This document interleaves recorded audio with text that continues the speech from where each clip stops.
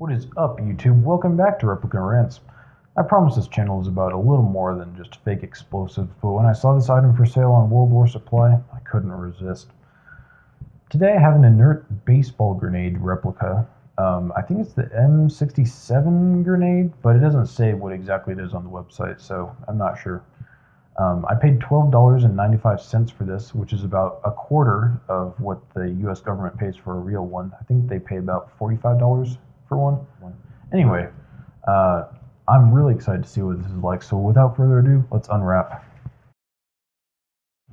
I do appreciate how they packaged in both bubble wrap and plastic bag for extra protection while shipping. Good job.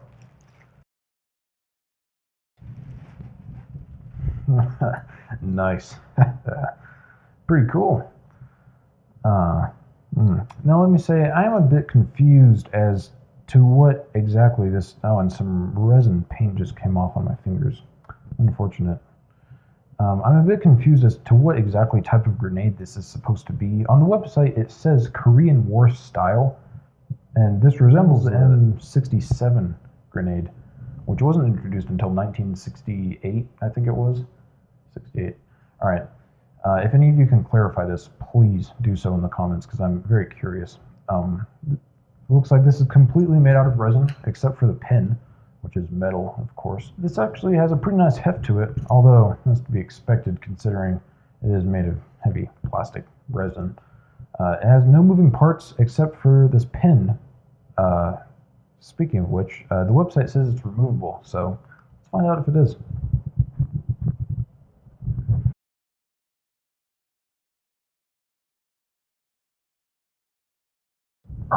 Oh my god. I don't know if I'm just weak or if it's the metal that they used for this pin, or if it's like the angle.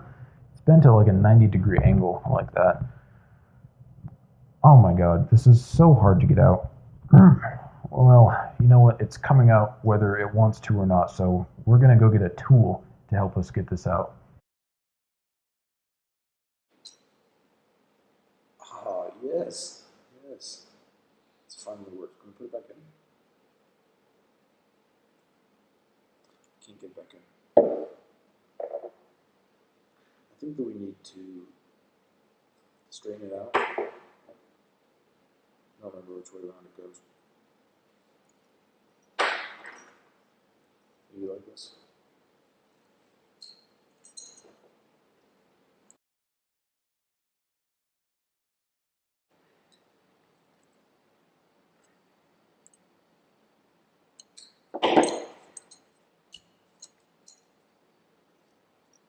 Alright, now we can pull the pin out. It's pretty satisfying once you're able to do it. Although it's unfortunate that you need to bend it every time to get it back in. It's pretty sad. You can't just shove it back in. Also, maybe this is because it's brand new, but it's like flaking off paint. I wonder if that's just because mine's new. I don't trust that they would use non-toxic chemicals in this paint though, so something to keep in mind if you have small kids or pets, or if you care deeply about your health. Check whatever this paint is. I don't think this had a Prop 65 warning with it, but who knows? Okay. Anyway, now it's time to answer the question on everyone's mind. How durable is this thing? If you're running around with this in a reenactment, is it going to break? Well, I have two tests planned for this that we're both going to try today. I have a throwing test and a drop test. According to Wikipedia, the average male soldier can throw a real M67 grenade 98 to 115 feet. Fairly far. I'm not sure if I can throw that far, so the goal is just to see if I can survive the blast. You can get killed for certain if you're within 16 feet of the blast, and injured if you're within 49 feet, both of which I have staked out from where I'll be standing. The challenge is to see if I can throw it far enough away to be fairly safe from the explosion. You done? Alright. Now it's time to conduct our throwing test as I outlined earlier.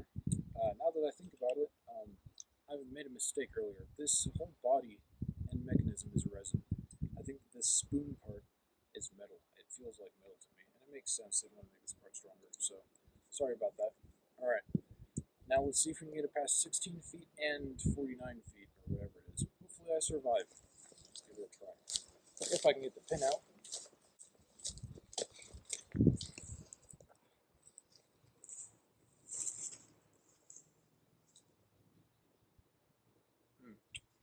that good of a throw. Let's go find out where it landed. Here it is. Here it is. All right, it looks like we're at about 61 feet. Not that bad. We could do better, but hey, at least we survived. All right, time number 2. Let's go again. Oh, nice form, huh? Yeah. All right. Well, let's see where that one went. Oh, there it is. Let's see what it's at. 73 feet.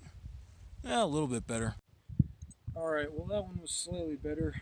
Not near the 100 feet or whatever it was though. All right. Well, do it one last time and make sure I'm not a complete disappointment. Here we go. Pin. All right. I think that I arc my shots too much, and it's a pretty heavy projectile, I must say. Well, all right. Let's go find it. There it is, in the bush. What's that at?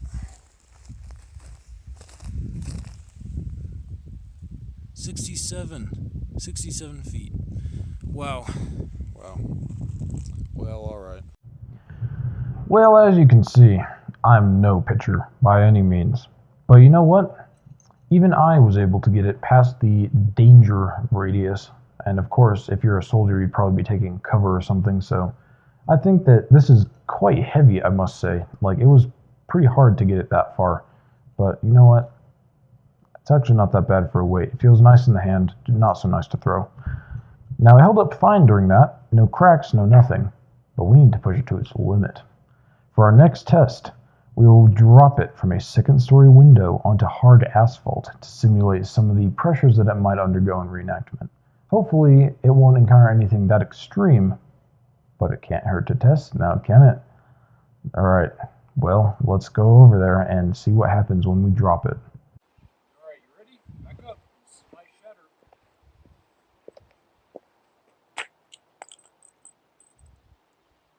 Alright, let's look at the damage. Alright. Well, it didn't shatter, so that's good. Let's have a look. See what happens.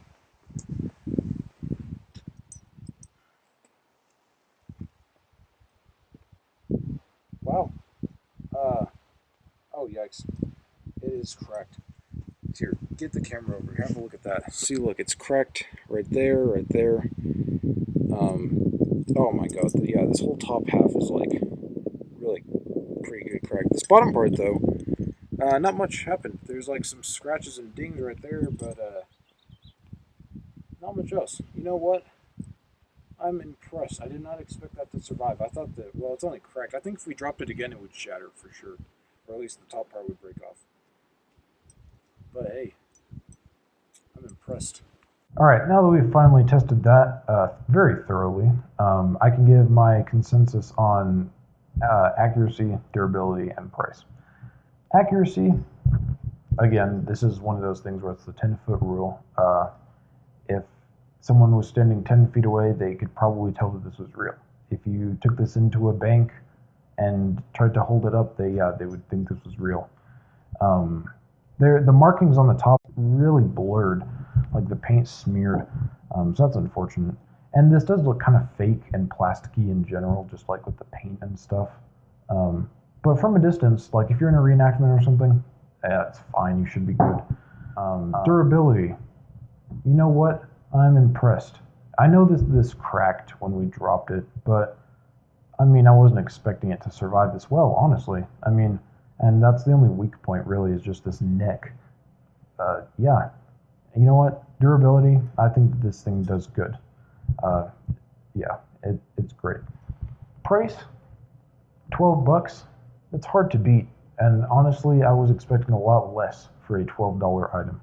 So, you know what? I would recommend this to you guys. This is great. I would use this if I was in a reenactment. If you guys want one of your own, check the description and you can buy one from International Military Antiques. So, that'll about do it for this video. Like, comment, subscribe, yada yada yada. Alright, that's it. See ya.